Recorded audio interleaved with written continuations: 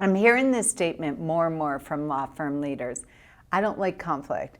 And I've been wrestling with this for the past few weeks. During Law Firm Admin Boot Camp, Open Coaching, and Growing Hour, this has been coming up. Their job is to hold the team accountable. Their job is to run the weekly stakeholders meeting, manage, lead, and facilitate the daily huddle, manage, lead, and facilitate the weekly case or biweekly, or some people monthly, case review, case management meeting. And it's fascinating to me because the attorney sees something in their person, right? Typically the person who's been with them the longest. We had our Jerry Maguire moment with our fish, started our own law firm, left the big law firm, what have you. And I'm hearing this. I don't really like conflict. I don't want to hold people accountable. And it's fascinating to me. We had this conversation today, like, what's the definition of conflict?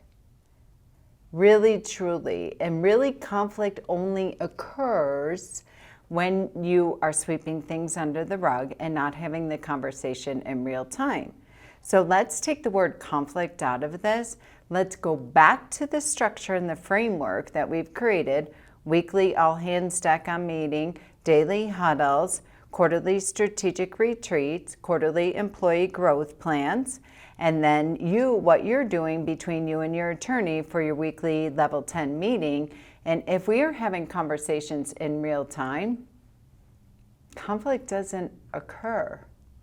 So I would love for team members this week, really start looking at when you feel that niggle and you're like, uh-oh, I have to have this really heavy, hard conversation. Backtrack and look at where you glossed over and you could have had the conversation in real time in your framework, in your structure for KPIs and conversation and collaboration that you have throughout the week, and ask yourself, did I not have that conversation? Had I had that conversation, would I be in this position where it's going to feel like a conflict or a heavy and hard conversation? Because it doesn't have to be that way anymore.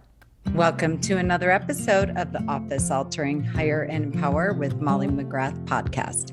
If you're a returning listener, welcome back. If you're a first-time listener, hopefully you'll become a long-time listener. As always, I'm your show host, Molly McGrath, founder of Hiring and Empowering Solutions and creator of this revolutionary podcast. You can check us out at hiringandempowering.com. So team members, let's break this down. This is what we've been doing in boot camp, and I'm super excited. And I want your help with here. I want your comments. I want your feedback. I want you to tell me where I triggered you, what you like about what I said, where I missed a mark, because this is going to be a conversation that's ongoing. I'm really deeply curious about this. In small boutique law firms, some firms don't have the luxury of having a PLA, or some of you might be a PLA or an office manager, director of operations, COO, whatever your title is. You might be sitting in that seat, and maybe you are struggling with conflict. So here's my first question. Are you in the right seat? Like, I'm just going to be blunt.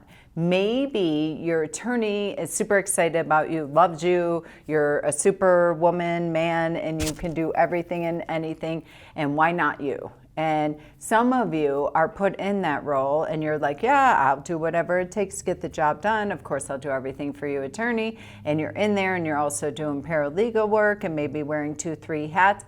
But now this is a part of the job that you don't like. It's causing you anxiety. It's taking you more time to do things. This is a time, as we're sitting here at the end of the year, hopefully you're walking in or out of your year-end strategic retreat. Hopefully you've already calendared and you're getting ready for Q1 employee growth plans for 2024.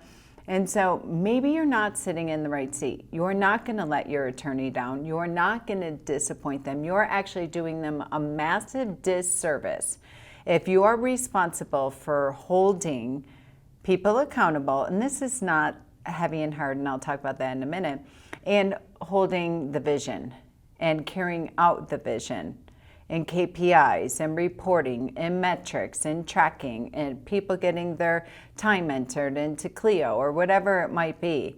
And maybe this causes you anxiety. Maybe you're avoiding it like your attorney avoids you when they don't want to do the stuff that they're supposed to be doing. It's okay. Just get really honest with yourself. Name it. And maybe you're not sure. So as you navigate your next week, your next month, pay attention to when you have to do employee reviews or you need to facilitate the daily huddle and you need to figure out why they didn't meet their top one from yesterday, why they're consistently not hitting their top three, why they're not consistently getting their time entered into the CRM every single day by the dedicated time, 11 and 4. Whatever it is every day, and you have to have that conversation. It drains you, it exhausts you. Then you might not be in the right seat. That's okay. If you love that stuff, but you're still kind of struggling with, I don't want to be stepping on people's toe, I don't want to be the bad guy or gal, what have you, but you're like, I love running and managing the weekly meetings. I love running the reporting. I love getting super excited about the data. I love having the conversation with the intake team of why our cancellations are up, why our reschedules are through the roof, why our conversions are in the toilet. That stuff excites me. Then great. Then you're in the right seat.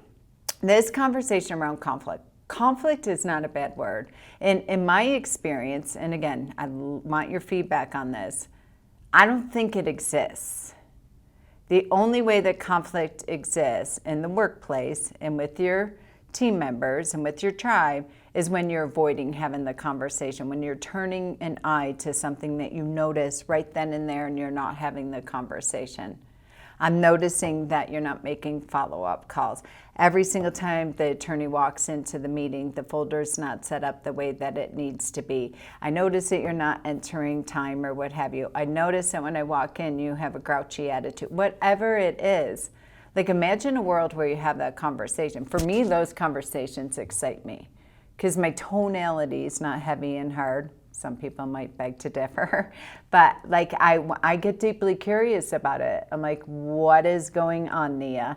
Talk to me. Like, what's going on? I'm noticing this, and I want to handle it right now in regards. And this does happen where they're like, I'm completely overwhelmed. Everybody's dumping. My desk is a dumping ground for everybody else's crap. Okay, great. Let's grab a cup of coffee. Let's have a conversation right now about this. So because you don't want to walk into your meeting with the attorney when you're doing your weekly meeting and then they're asking you these questions, and the worst thing you can ever say to an attorney is, I don't know, and not have the data and the information. So when you do micromanaging, I don't mean the term micromanaging. I mean that you are getting deeply curious and having fun and grabbing a cup of coffee and getting your data and your reports and your calendar and everything and looking at it real time and then having the conversation in the daily huddle in the group format about the information, about the process, about the production, about the metrics, about the KPI versus about the person, then there is no conflict. So where do you sit? Are you sitting in that place that I don't know how to tell my attorney, I just want to go back and be the paralegal, or I just want to be the marketing, not just, but I want to be the marketing coordinator, or maybe you're sitting in that place of, I love it, and actually I want to do more of it, and I want to grow and evolve in this position, but I'm not really sure how to facilitate the conversation without being the bad guy or gal. And if that's the case, reach out to me. I want your comments. I want to know what's coming up for you with this conversation. Whether you're a team member and you're straddling and you're not sure where you sit, or you're sitting in the position, you absolutely break out in hives anytime you have to dive into that role. And or maybe you're the attorney and you're like, I'm not sure where my person sits. I see possibility in them. I see potential in them. I'm super excited. I know they're the right person, but I can see that they're struggling when they're leading the team meeting and they're not having the conversations, and I'm biting my tongue because I don't want to step in and or embarrass them or take over or what have you.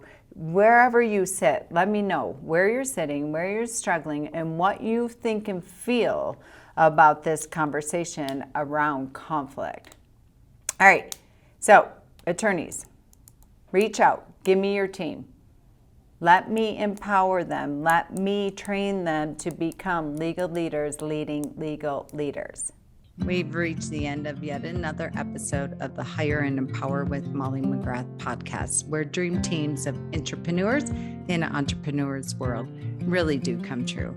Listen, whether you're a business owner, employee, executive, or hiring manager, we fully understand hiring, onboarding, and leadership is expensive, exhausting, often overwhelming, and absolutely time-consuming for the already taxed professional.